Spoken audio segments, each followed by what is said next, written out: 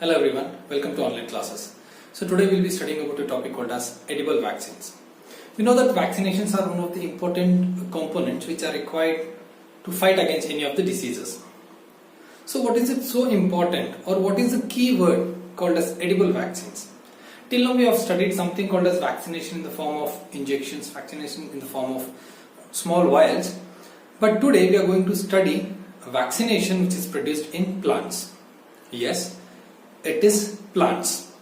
So what exactly is the process, or what is the idea behind this vaccination?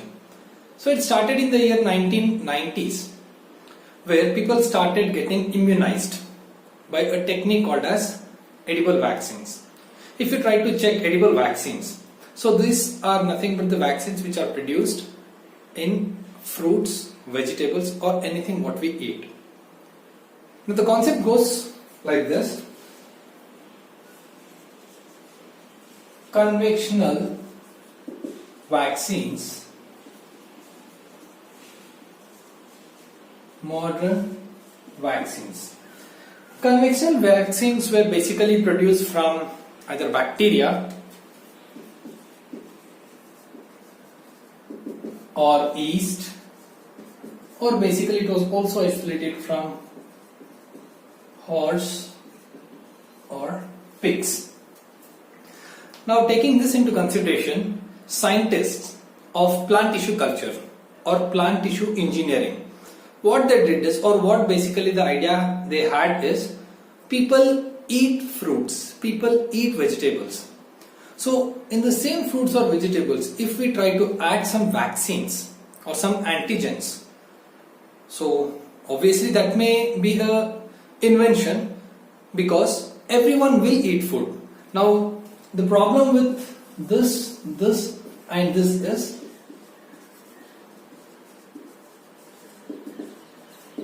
availability was very less. So it was a kind of gesture when it comes to availability. It was not produced all over. So that was a serious problem. Then also problems with pathogen toxins. Now if at all it's a bacteria, or if at all it is a virus, sorry, not virus, an yeast, chances were there that endotoxins of this or some products of this would combine with the vaccine, and that would hamper the product what we are getting out of it. And when it comes to matter of your horse and pig, yes, they were quite comfortable, but when it comes to matter of your horse or pig, the demand was very high, but the productivity was very less. So that became a problem. So what exactly scientists now they did is, they started, let me erase this, they started producing vaccines with respect to plant tissue culture. Now let us understand what exactly is vaccination.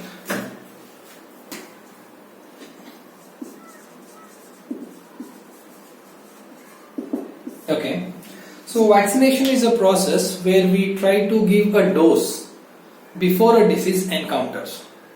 Now why we try to do this is because once the disease is being entering into the body, it would be really difficult to fight against it.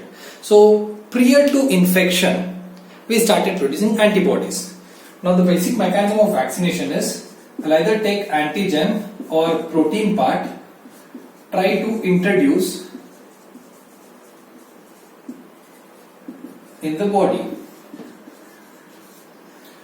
So once I try to take this antigen and introduce into my body will try to produce immune cells. So it may be, now take an example, it's antibodies. We have two types of cells here. One is immediate, and the next one is memory cells. Now when we introduce this antigen into our body, which is a very mild antigen, initially the immediate cells will try to react upon this and try to break. So when the next time, if the same antigen encounters, the memory cells will be very fast in detection and activation. So this is the key concept or the basic process of vaccination. So keeping this into mind, scientists started developing edible vaccines, that is in plants. Okay. So now let us try to understand some of the key concepts, like what exactly or how exactly we try to produce edible vaccines.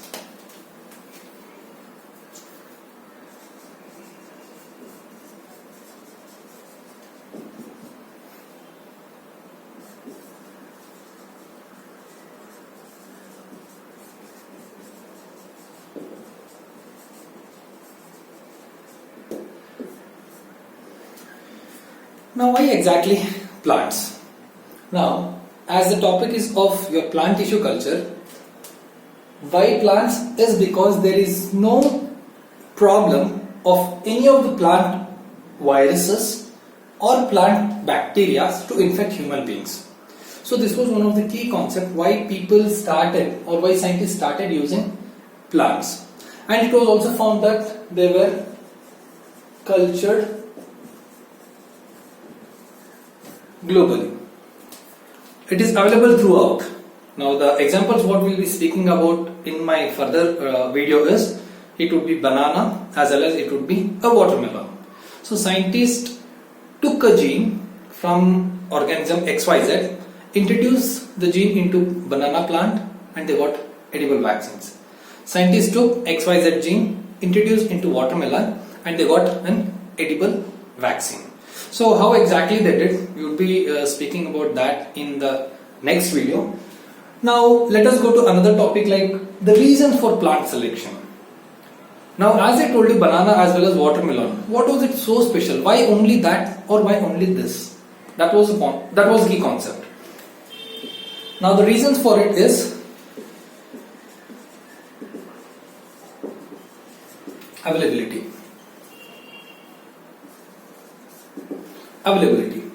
It should be cultured, it should be grown throughout the globe.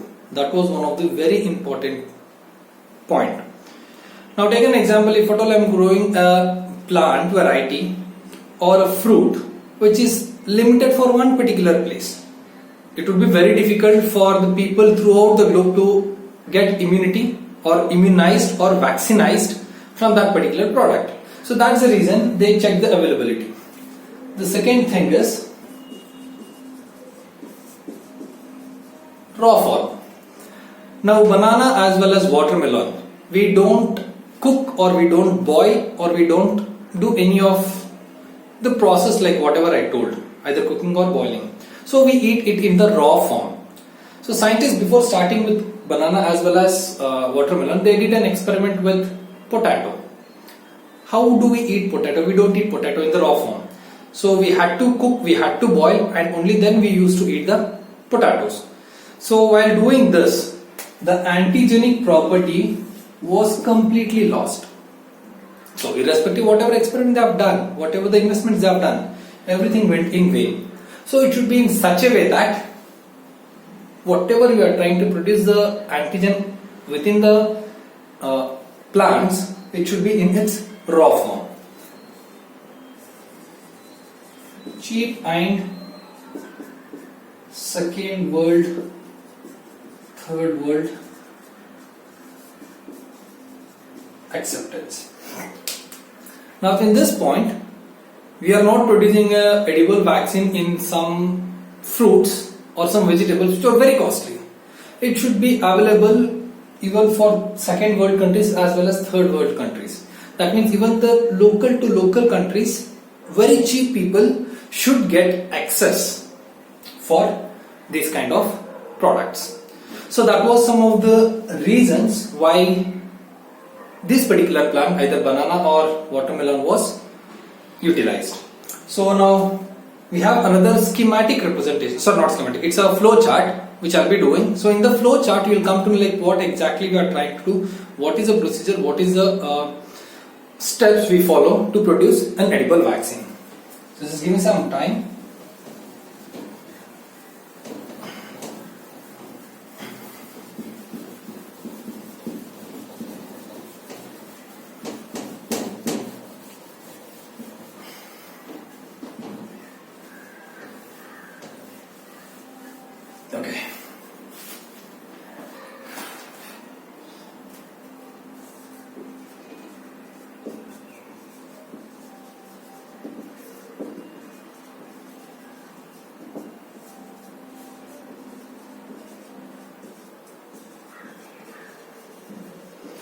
gene identification, gene isolation was the key point.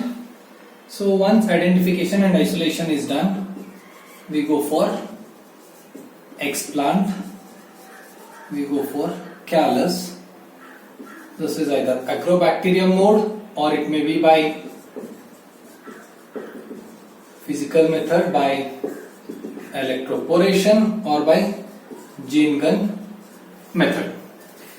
Now, if I have to take this particular explant, they should have certain properties. The properties includes first one, it should be a stable genome. Yes, this is obviously one of the important key factors, because if the genomes are not stable and if we introduce gene of our interest either by Agrobacterium or physical method, and if it is not stable, chances are there that anything may be produced. So that's the reason genome stability is one of the key factors. The plant should be ingrown so as to reduce the chances of disease contamination. The plant should be disease free. So these were some of the key concepts while selection of explant or mother plant. So once I have this explant, once I have identified the gene, I have isolated the gene, and I am introducing this gene into the callus either by Agrobacterium mode or by physical method, either gene gun method or electroporation method. I'll go for selection. In selection, I'll be going for transformed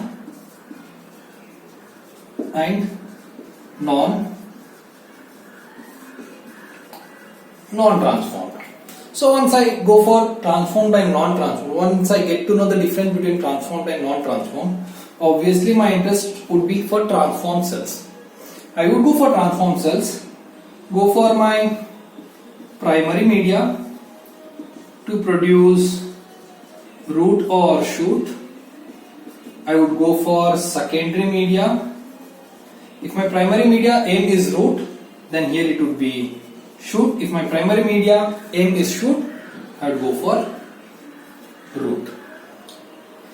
So once I am done with this, I will be getting a complete plantlet. So this particular plantlet now will give rise to fruits. The fruits, if we eat, we would be immunized. So this was a basic concept of scientists in producing an edible vaccines using plant tissue culture. So ultimately this technique, it includes plant tissue culturing plus genetic engineering plus biotechnology. So all these subjects were interlinked to get the product called as edible vaccines. So in my next video, I'll be going for the examples. Thank you for watching.